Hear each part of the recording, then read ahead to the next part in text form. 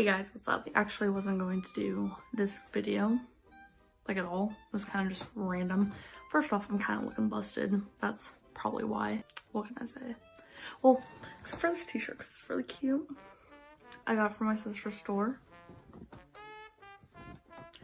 Don't say I ever did anything for you, Holly. So I was kind of talking to a friend the other day, and we were talking about like child stars and how child stars end up a little, I don't know, like either in a really bad way or crazy or just like misunderstood, or it's like always bad. So like this was what the argument was about, because I said, well, like I guess not always, but you got me there, bro. I don't know, it's almost like, does it make someone bad for doing that? You know what I mean? Now I'm confused again, because like this was my whole argument, was that like it's kind of like on the fence. Like in a way, yeah, it's like, yeah, it can be seen as like a really bad thing of like pushing your dreams, your ideas, your interest onto your kids and kind of using them as like a cash cow. And then on the other side, there's like, I'm sure, you know, people who do it as like in their children's best interest, thinking like, well, you know, life is hard. Maybe this is like their only way out. Their only way out of like a rough life. I don't want them living the life I had, you know. I mean, especially kind of like depending on the times or like their upbringings, because I mean, anymore, it's almost like you have to work at like freaking 12 years old to get anywhere. And that's kind of brought up the whole subject, was because I brought up that honestly, wasn't for that, pinups would not kind of really be what they were as they are known as today. And the reason for that is Betty Grable was like a child star. And she is the one who really launched pinups. I mean, like, everybody thinks it's Marilyn Monroe, and like, yeah, she might be the one that like everybody knows of, but this isn't the time to like try and take my moment. I am your moment. she was that bitch. You know what I'm saying? She is the one who, I mean, she started it all, dude. Like, there's just like no getting around that. It was honestly only because, well, first off, it was an accident. Total accident. But that accident never would have happened had it not been for her mom kind of doing what like moms of child stars do.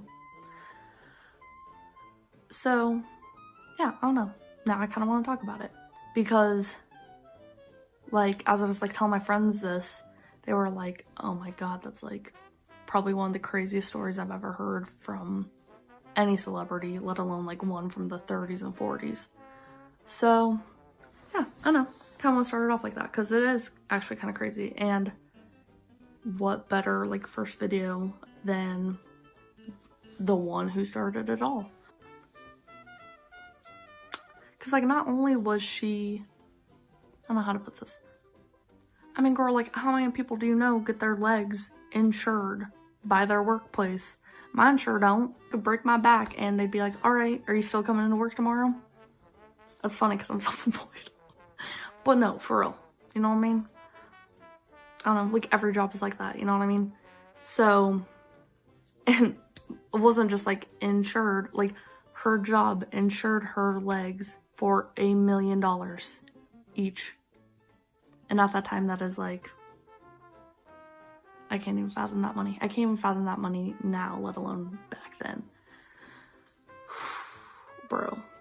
So yeah. And funny, because like now that's just a thing celebrities do, but she is the one who started that. Well, I guess not started, because technically there was like 2 before her, and like 1, she do got it going on, you know what I'm saying? But Betty's the one who was like she's not just playing, like that money was like woof. You know what I'm saying? I guess that's what this is kind of all gonna be about, is like just famous women, mostly pinups, because that's what I'm into, and you gotta stick to what you know. So who is the woman behind the picture that launched a million dreams and was also the inspiration for Hugh Hefner's Playboy and the start of the whole pinup movement? The picture that got her nicknamed $1 Million Legs got her legs insured for $1 million per leg, and the highest paid woman in 1947, and made 20th Century Fox the millionaires they are today. Billionaires, I don't know. Betty Grable was born Elizabeth Ruth Grable in 1916 in St. Louis, Missouri on December 16th of 1916. I just said that twice. To Lillian and John Grable. Lillian was the stay-at-home mom, and John Grable was a stockbroker, which in that time, I guess was good, not good anymore. Looking at you, GameStop. Anyway, she was born to like a richer family, and she was the youngest of 3 kids. She had an older sister and an older brother. Her mother was focused on fame and getting one of her kids famous so that she could kind of get out of her boring housewife life. I feel you. Was desperate to make it big with Betty because she already deemed the older sister, who's apparently so important I forgot to mention her name.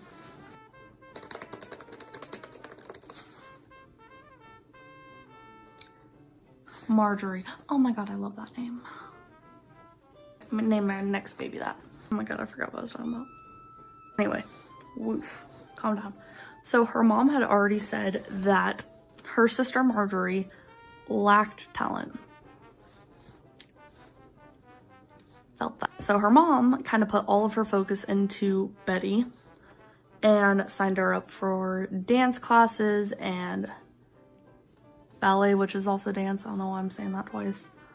Acting classes, beauty competitions, pageants, really just like anything to get their names out there. And if there was nothing going on at the moment, her mom would literally set up her own shows in the park or invite family and friends to come over and like watch Betty perform, like the whole 9 yards. All of this was like in record before she was even like 4 years old. And the majority of it was like before she could even walk. So like dance lessons was obviously before 4, so like around 3. But everything else was like, boom, like pop out baby, and then showbiz, Hollywood, baby. Piece of advice, have as many kids as you can, because that makes it more likely that one of those kids will grow up and make it big in Hollywood. Then who's paying the bills, eh? Hollywood kids. Betty actually did really well in all of the beauty competitions and won multiple awards, but she actually suffered from stage fright, which is like ironically sad, because you don't know if it's like just natural stage fright or like maybe she just actually didn't want to do it, or I don't know. But I don't know, it's like really sad to me.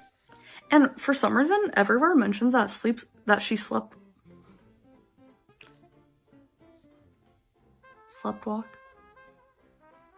Sleepwalks.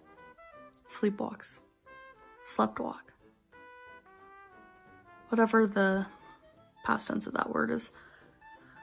Which, I don't know why it all mentions that. I don't know if it has anything to do with like the non-stop performing or what, but that's like mentioned everywhere. All her books, all her interviews, like everything. I don't know. I don't know if there's like a connection there or what. She was 12 years old. She was actually scouted out by a talent scout, and he had convinced the entire family, well, mainly the mom, and I guess whatever she says went. She wore the pants in the family before women were allowed to actually even wear pants. Anyway, so she moved the whole family to California in a Lincoln town car, Lincoln convertible, I don't know, that she bought specifically for this trip. And they did this all in the hopes to make it big in Hollywood. And shortly after they got there is when the Great Depression hit. and it hit hard, obviously. And I guess during the Depression is like the worst time to be a stockbroker. And so they basically just like had no money. They were so broke. They just did whatever they could to get Betty famous. She attended Hollywood Professional High School, took dance lessons at the Ernst Academy. Now at this time, she was only 12 years old. And the mom had her going by fake names and like fake IDs. So I don't know if she really wasn't supposed to be in high school at the time, or if high school was like different back then. I don't know. Cause like when I talked to my grandma and like basically anybody from that era, they all talk about just like high school being one big classroom full of like all the kids. They all just went to school until their like parents couldn't take care of the farm anymore. So I don't know how it was in Hollywood at that time, and everything I've like looked up didn't really specify ages. So before anybody like declares fake news, like I thoroughly researched this, but I cannot explain that. Now again, at this time she was only 12 years old, yet like her entire life focused on like the premise of becoming famous. And so her mom actually signed her up for casting calls and auditions and like lunch meetings with producers and directors and like basically everything she could for her daughter to get famous. But in those days, you had to be like 15 was the minimum age to get on any kind of movie or like any kind of like acting job. Which is kind of funny to me because are child labor laws a thing yet?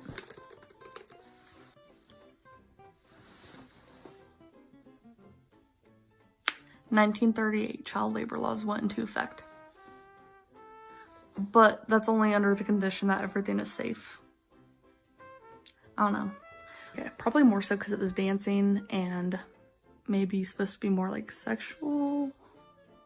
Don't know. Not like that stopped them back then. The men, I mean. The greedy Hollywood men. You know what I'm saying? Looking at you, Elvis Presley. Just anyway, so her mom had to play it off that Betty was 15 when she was really 12. So I don't know how she looked, but I feel like you could easily tell. But her mom's hard work must have paid off because that year she signed a contract with Fox. JK. Well, maybe JK. She landed her first role with Fox as a chorus girl on Happy Days. And she also booked 2 more movies that year, also as a chorus girl. But what's kind of sad about that is even though she was like the leading chorus girl, it was like uncredited. So no one really knew who she was. But Fox, like about a year later, Fox found out her real age and fired her. So again, her mom starts the search, and in 1930, they signed the contract. The producer, Samuel Goldwyn, at 13, still pretending to be 15, and under the name Frances Dean. Which kind of brings me to a side note of, I almost kind of wonder if there's more roles out there that she did under that name or under other names that we can't find. I searched and searched and searched and found really kind of nothing else. So, I don't know. Sneaky. So this actually led her to be one of the original Goldwyn girls, which, if you don't know, was huge. Like, all of those girls were chorus girls, and they all went on to be super, super, super, like, successful. Whether in singing, or acting, or dancing, or dating rich men. Anyway, these are the girls that you kind of think of when you think of, like, Vegas showgirls. Like, when you think of Vegas showgirls, like, back in the golden age of Hollywood and all that stuff, this is who you guys would think of. Like, these are the real OGs. You know what I'm saying? The ones you may be familiar with are Ann Sothern of the Ann Sothern Show, or Ann Sothern of the Ann Sothern Show, if you're from down south. Paulette Goddard, who co-starred with Charlie Chaplin and later married him, and Lucille Ball from I Love Lucy. Now, when this contract ended, I've read, And it wasn't really like clear if they also found out her real age or if it just like, I don't know, ended. KO radio pictures. And she's kind of in between the ages of 14 and 15. Still pretending to be older. So I think she was like 14 because she was still pretending to be older, but not like way older, like just kind of. And she starred in the movie Probation, and this is the first time she ever actually got her name in the credits, which to me is ridiculous because at this time she had already starred in multiple productions, and in each one she was the leading girl. So like, how do you not get, well, leading chorus girl, so how do you not get a mention? Like, is it that hard to just type up one? I don't know, like that just seems. After her contract ended, she signed with Paramount Pictures and starred in Pigskin Parade, which sounds horrible. I'm pretty sure I've seen that one, but I just can't get over that name. Despite her success in the industry, it was rumored that she was losing roles left and right to Judy Garland. That bitch. And it's sad because this is when Paramount kind of stopped casting her in like strong female like parts, like strong leading lady roles, and started casting her more as like the dumb blonde, like the bimbo, the ditzy airhead, kind of like how they tried to do to Marilyn Monroe, you know what I'm saying? For 3 years of trying to break out of that mold that they tried to put her in before she finally got like a serious leading lady role again. And this time it was for the movie $1 Million Legs, which she got her famous nickname. And can you blame them? Because goddamn. Also, fun fact, the man in this movie that like plays the male interest, her male interest, was actually her husband at the time, Jackie Coogan, who was also a child actor. So I don't know, like that must have been like the only way people could kind of get out of poverty in that time. I really don't know. Well, I act like it's some random thing that doesn't happen now, and it does. This is where it gets kind of like messed up. This movie was not as successful as Paramount thought it should be, so they shit-canned her. But that's not really her fault. It's like, make a better movie then. Because, I mean, the title, $1 Million Legs, and an actress with $1 Million Legs, and it flops. Kind of on you, bro. Not the actress that literally fits the bill. And this kind of breaks my heart for her because it literally, like, broke her spirit. Like, at this point, she's like, I'm done acting, I'm done with Hollywood, I want to live a normal life, you know, this, that, and the other. And, I don't know, I kind of, like, don't blame her. I mean, she's had, like, a short run, and she's already kind of just, like, you know what I mean? Well, I mean, y'all know how, like, Hollywood is, they just chew you up and spit you out. I really wanted to give it, like, one last try, like, because her dream was Broadway, because she really liked the musical performances of everything, not just the acting, but she really liked the showy, you know, can style. Buddy DeSilva actually offered her a leading role in a Broadway play of his titled Dewberry Was a Woman. Dewberry was a lady. And the spark of her career and her talent and her confidence in herself is like reignited. Okay, so I guess I lied earlier. Jackie, at the time that he was in the movie with her, I guess they were just dating or fiance or blah, blah, blah. Because, or maybe they were married. 1 minute. So, while she's trying to live out her Broadway dream, her 2-year marriage to Jackie Coogan, that's such a fun word to say, because they got married in 1937. So, during this whole time, their marriage is kind of like fallen to shit. And it's been cited that the whole reason the marriage failed was because of stress on the relationship, because his parents, his own parents, were involved in a lawsuit with him over the money he earned while acting as a child actor, like a child star. Kind of brings you back to the whole, is it really okay, or is it kind of messed up? You know what I mean? Well, that right there kind of sealed my fate, or sealed my decision in it, because how could you break that lady's heart? The fact that that broke Betty Grable's enough to know it's evil. Kind of kidding, kind of not. So by the early 40s, so not even like fully into her career. Betty's already saying in multiple interviews that she's kind of done with Hollywood. She's ready to retire. She wants a simpler life. She's over it already. She's over like the industry, over not being able to like portray herself as a serious actor, not being able to act in anything she wants to act in. Like just kind of being a puppet for the man, you know what I mean? Making them all this money and can't even get her name written in the credits. Really? Are you serious? I don't know, that really bothers me. Decides to go on one final like personal tour to kind of just promote herself as like, okay, see you guys, peace out, I'm done. And Daryl Zanuck, which is the head person at 20th Century, ends up meeting her and like begs to sign her, which kind of funny, bro, because you're the one that like shit canned her in the first place when you found out that she wasn't old enough. And it's like, all right, funny how that works, huh? Like if I was him, I would have been like on my knees begging, like, oh my god, I'm so sorry that we let you go, like please come back. Like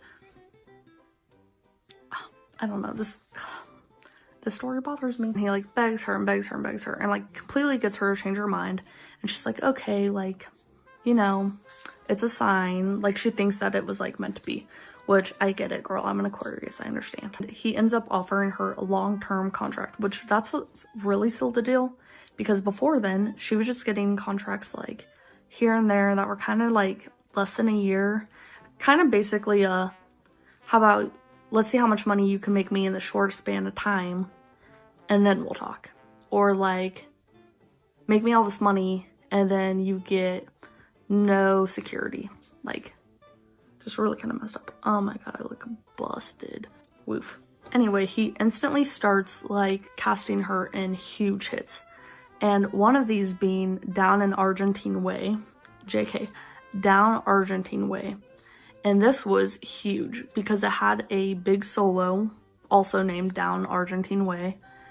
And the solo that she performed was even like more popular than the movie, in my opinion. Like, it's just, please go listen to it, it's amazing. She was also casted in Tin Pan Alley and Moon Over Miami.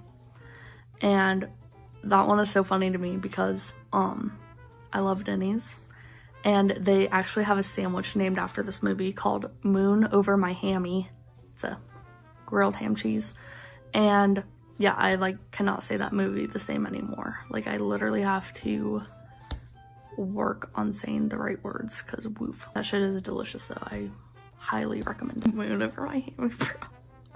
And from here she landed more serious roles with like more serious moolah, you know what I mean? Like actually making a living.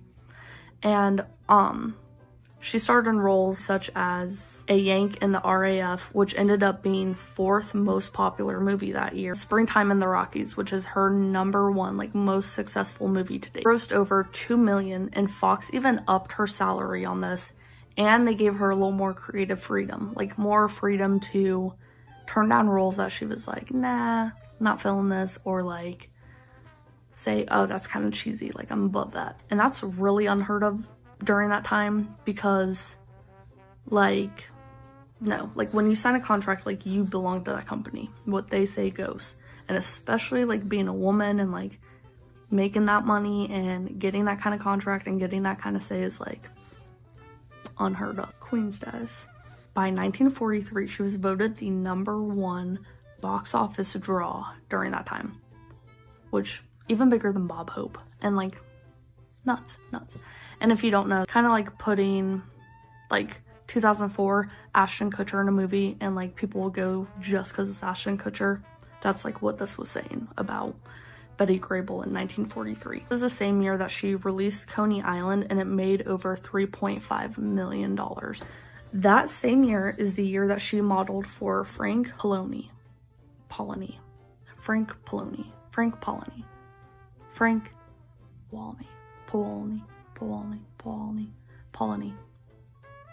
I'm gonna look it up. JK, I don't know how to pronounce it, so I'm just gonna say Frankie. Let's go Frankie. And this is like the most popular pinup photo ever. It is one of the most recognizable photos. Like, people who don't even know who pinups are, or like their names, like see this photo, know what it is, know who it is. Like, this is just iconic. And what's funny is a lot of people don't know that this was like an accidental shoot. Like, she wasn't there to model her body. She was literally just supposed to take a headshot for her movie Rosie O'Grady, and that's it. My bad, her film Sweet Rosie O'Grady. And he kind of talked her into, like, you know, doing like little coy modeling, impromptu like pinup shoot. And she did. And a lot of people don't know that the reason her back is turned, like, that is like a pose you would have never seen in that time. The whole reason it exists is because she was pregnant and she was trying to hide her baby belly. And so, yeah, which I'm like, well, it's funny because like everybody says heavily pregnant, but like, I don't know about you, but like when I was like heavily pregnant, like you could tell, and especially even from the back. So like, how do you look that good even from the back? I don't know. Iconic. Anyway, she was pregnant with her and her husband at the time, because she's now married to Harry James, and she was pregnant with their first daughter, Victoria. This picture skyrocketed her success and actually made her more of like a pinup model and figure as opposed to like an actress and a singer. This photograph was released as a poster, and it was actually the most requested photo by US soldiers. Even surpassed Rita Hayworth's pinup picture, and that is like unheard of. It sold millions of copies. It's actually one of the earliest pinup photos, like I've talked about, one of the earliest ones to be requested. It sent 50,000 overseas a month, and Betty Grable actually signed hundreds and hundreds of them a month. Her exact words were, "I've got to be an enlisted man's girl, just like this has got to be an enlisted man's war." Hugh Hefner, who was actually serving overseas at this time, says he had this picture in his bunk, like taped up, and said this was the inspiration for Playboy. Like, nuts. This picture is even listed in Time's most influential photographs of all time, and in the list of 100 photographs that changed the world. Like, that is the gravity of this. Like, this is just my heart. This is the picture that is dubbed the picture that launched a million dreams. What's funny about this is she starred in that movie, $1 Million Legs, and this is the picture that got her that nickname. And funny enough, it was kind of a publicity stunt, but they actually insured her legs for $1 million through Lloyd's of Lincoln Insurance. $1 million per leg. And this has only been done like twice before. Once by Betty Davis when she insured her waist. And okay, this is actually pretty funny, so I included it. It had only been done one other time by a man named Ben Turpin, who was an actor in the early 1900s. And he actually took out an insurance policy on his crossed eyes and said payout is due if they ever go straight. I don't know, that's hilarious. But even then, when Betty Davis did it, she insured it, but it was only 28 grand. Betty Davis, that bitch got $1 million per leg. I mean, she didn't get it because it's not like she broke them, but had she of, crazy. And it's funny because like this actually kind of like sparked this thing, and now it's a thing that celebrities do. Now celebrities literally insure their body parts. Like like David Beckham insured his legs, and Tina Turner insured hers, and they all kind of like point to Betty Davis. And the same company actually ended up insuring Gene Simmons' tongue, Bruce Springsteen's voice, and something else that was like really funny. Hold up. Oh, and Tom Jones' chest hair. So after this picture came out, then Fox kind of got an interest in her again, and Zanuck actually got a movie made just for her called Pinup Girl. She starred in it that same year while heavily pregnant, so a lot of it had to be like rewritten and the scenes had to be shot in a certain way to like not show that she was pregnant. For 5 years with Fox, she finally took an extended break because she just wanted to get out of the industry. She was having a baby, she just wanted to settle down, take it easy, but their sales tanked and they begged for her back. The years between this break and the Pinup Girl movie, she had starred in back-to-back successful films that raked in about $3 to $5 million a pop. She reluctantly agreed, and although she performed at her best, well, in my opinion, the movie still tanked. And so that kind of like, once again, just like beat her down and like really kind of destroyed the way she saw herself. Like, the movies didn't necessarily tank, but the way the critics like attacked them kind of just, it almost was like more of an attack on her than it was Fox. Because even though they were saying, hey, these movies are kind of rushed together and kind of bad, they weren't saying anything bad about her, but it reflected on her, not them. So it's kind of just messed up. At the end of her career, she had been on the top 10 money-making movie stars list like every year since 1942 until she ended up like getting out of acting completely, until she retired. Even made it to the top, like the #1 spot once in 1943. She made it into second place twice. Once in 1947, the year that her second daughter Jessica was born. And this is actually the year that she made over, it was reported that she made over $300,000. So it kind of makes me wonder, like, damn, how much did she make when she was in first place? She again made it to #2 in 1948, the next year. As the 50s neared, Zanuck, the head of Fox, once again thought that she wasn't doing well enough, like he was afraid of her career, you know, kind of going down the tubes. So he was like trying to like restart her career again. So he made another film just for her called Wabash Avenue. Again, this led to more, like this led to success, more successful roles, more leading roles. It actually landed her #4 most popular actor or actress in the box office.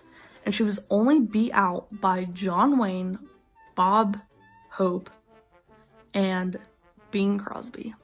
And that is mind-blowing. And all men I love. And, like, even though she was in 4th place, she was still the first woman. So that is, again, history in the making. 1952, after making Fox millions and millions and millions and millions and millions of dollars and putting them on the map and being their #1, like, working actor or actress, like both, all she asked was for a little more control determining roles that she played. Like, if she wanted the power to turn down a role if she thought was beneath her, because she didn't want to be bashed by critics, you know what I mean? Like, she wanted to take control of her own life, her own career, everything. And she also asked for a little more money, which, I mean, I don't know, is that really being greedy if you're the one doing it? You know what I mean? Like, ain't nothing wrong with asking for a little more, you know what I mean? People might think, oh, that's greedy, she made $300,000. Like, okay, yeah, but each of these movies that she was in made $5 million, which, yes, you have to pay off the director, the sets, the budget that the movie, you know, all that stuff. But, like, they're using her name and her likeness, yet not really wanting to pay her a fair wage compared to the men who were co-starring with her. So that's where I kind of get a little, Anyway, yeah, that's really not too much to ask for, especially because when she did let them control what role she took, yeah, she got bashed, like I said. And they denied it, like they told her absolutely not. And then on top of denying it, which is already kind of a slap in the face, they've replaced 2 of the roles that she had that year in big movies with Marilyn Monroe in Gentlemen Prefer Blondes, and June Haver, The Girl Next Door. Both of which these movies became wildly popular, wildly successful. You can, like, people still watch it. I mean, I know I do, maybe not, but, you know, and these, like, skyrocketed these young women's careers. And it's kind of like, really, bitch? Like, really? That could have been her. You know what I mean? I don't know. That really bothers me. And by this time, you know, she's already so invested in Hollywood and already has like a life for herself there, and she tried to find work other places, but they kind of ruined her reputation in a way and kind of made her seem like she was hard to work with, and so she basically had to come begging back, like begging for her job back.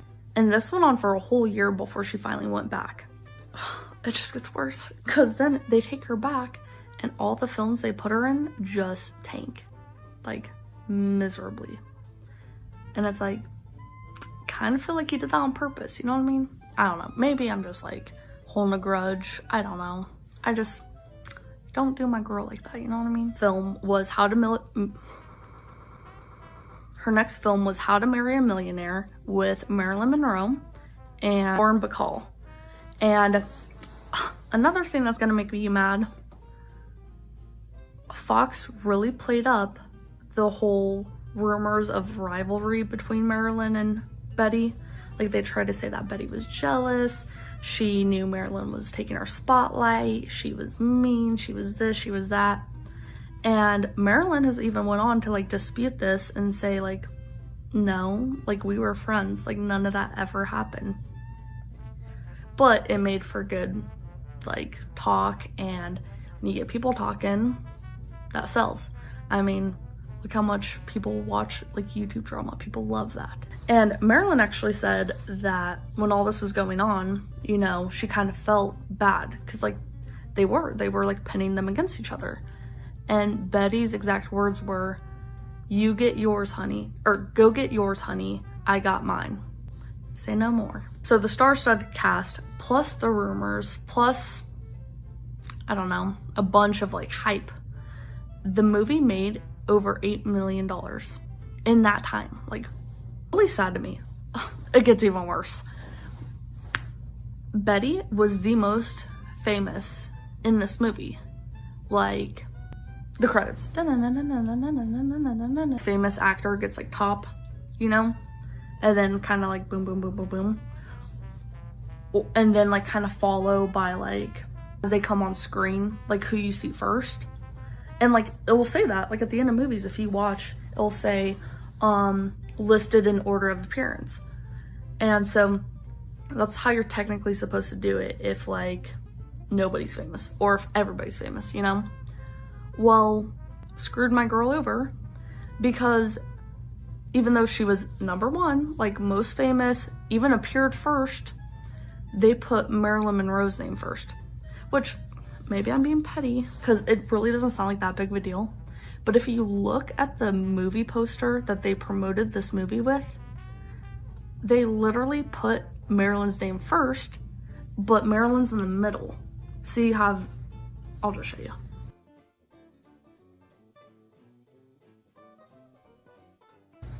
The star is back. So yeah, so anyway, you have Betty's name, or you have Marilyn's name first over top of Betty, and then you have Betty's name over top of Marilyn. Like, who put that together? Like, it bothers me. It truly does. I mean, like, if you want to put Marilyn's name first in the credits and the advertisements, because that's what they did, whatever. But like, if that's how it's gonna be, at least switch the damn order of the girls up when you put them on the cover of your movie and poster. Like, really? Really? Anyway, this is also the 5th highest grossing film that year. A year later, once again, Fox is fighting with Grable. They tried to force her to star in There's No Business Like Show Business, and she didn't want to do it. Even suspended her contract. So she's like, okay, fuck you then. And then she went to Columbia Pictures. And she starred in 3 for the show for them. Fox comes begging back to her with their tails in between their legs before the end of the year, like shortly after that movie was released. And they actually like tricked her into starring in another movie for them. Like they were like, oh, just one more, blah, blah, blah. And they promised her that Marilyn Monroe would be in it. And she, you know, they were friends. And so she agrees, but yet at this time, Marilyn had already dropped out of production and they knew that and they never told her. So yeah, bamboozled. I'm gonna bring on like, I'm not dogging the girl, but they bring on a newcomer. And then it doesn't do bad in the box office, but all the critics are talking about how there's no chemistry and like they just kind of seem awkward and this, that, and once again, it reflects badly on Betty and not Fox. That was her last movie. Like, what a shit note to go out on. It made $3.5 million, but still, like, I don't know. She thought she's gonna do one last movie with Marilyn and then that happens. Got me fucked. And she tried to go on. She tried to redeem herself and try to get in movies with Samuel Goldwyn again and other contracts and other companies. And I mean, she gets like promising roles and then they're like swept out from under her each time. So she just quits. And yeah, she retires like horribly, like not on her own terms. Like, so anyway, she officially retires from the silver screen and she goes on to act in her own performances in Vegas. Like she puts on her own acts with her husband, who was a musician, Harry James at this time. And she starred in a production of Hello Dolly, like a stage production, not a movie. And then that ended up going on Broadway in 1967. 2 years after her 22-year marriage to Harry goes down the shitter. The sources cited for that, like for the reason of the divorce, was infidelity, alcoholism, and like domestic disputes. And it was just, it was done. It was done. Later dated Bob Rimerick. Despite him being 27 years older than her, they stayed together until she passed away in 1973 from lung cancer. And she was only 56 years old. Like, that's horrible. She's left a huge legacy behind her today. She has, like, with her star on the Hollywood Walk of Fame and the St. Louis Walk of Fame, which is where she's from. She's been inducted into the Hall of Famous Missourians. Starred in 42 films in her short career. Blows me away. U.S. Treasury Department in 1946 and 1946 listed her as the highest ranking American woman. She earned more than $3 million during her career, which is, again, nuts, especially because 42 movies, all of them at least made $3 million. They also kind of put her on a highest earning thing, which isn't what she like really makes, but kind of like what she makes for the company. And through one of those, it was like found that she made over $100 million for 10 consecutive years from 1942 to 1951. Quigley's polls and they actually put her on the top 10 box office stars. And this has only ever been done by Doris Day and Barbara Streisand. $100 million for 10 consecutive years. I also kind of forgot to mention earlier that when her photo got famous, it's been reported that one out of every 5 U.S. servicemen in the Army had that photo. The claim that she had the best legs in the industry actually was not that far off, because hosiery companies actually came out and said that she has the most ideal legs, and even have like the measurements saying like, yes, this is ideal. So I looked it up because I kind of wanted to know how close mine were. And for those who want to know, the proportions of her legs are 18.5 inches at the thigh, 12 inches at the calf, and 7.5 inches at the ankle. Part of the Hollywood like Walk of Fame, she actually has one of her legs pressed into the cement outside of the Grauman's Chinese Theater with her signature, the date, her handprints, gallery of like footprints and handprints, but like it just kills me that her whole damn leg is in there. So that was a little history lesson on the woman who kind of like paved the road for women to kind of be taken seriously in the film industry, because even though she was kind of like, I mean, they didn't take her seriously at the time, but it really kind of got women thinking like, hey, that ain't right. And it's kind of why like Marilyn, you know, people are like, oh, I love that she pushed like the boundaries, you know. She kind of didn't, I mean, yeah, she kind of did let men take advantage, but a lot of them also say like she pushed back, you know what I mean? Like she kind of fought her way, like, yeah, I might be the dumb blonde, but like you're not gonna take advantage of me for nothing. Like, I'm gonna get that money, get that head, get that bread, and leave, bro. She did. Anyway, yeah. And I mean, started my whole era, like my favorite era of like photography and modeling and clothing and style, because like you gotta remember, like vintage values, or vintage style, not vintage values. So when I say favorite era, I don't mean like, oh, bring back the 40s. I mean like the style, like the short shorts, high heels, like kind of slutty but kind of classy, you know what I mean? Yeah, I don't know, like iconic. Anyway, this was extremely long, but I hope you learned something. And if you didn't learn something, well then, I hope I look cute doing it. Okay, bye guys.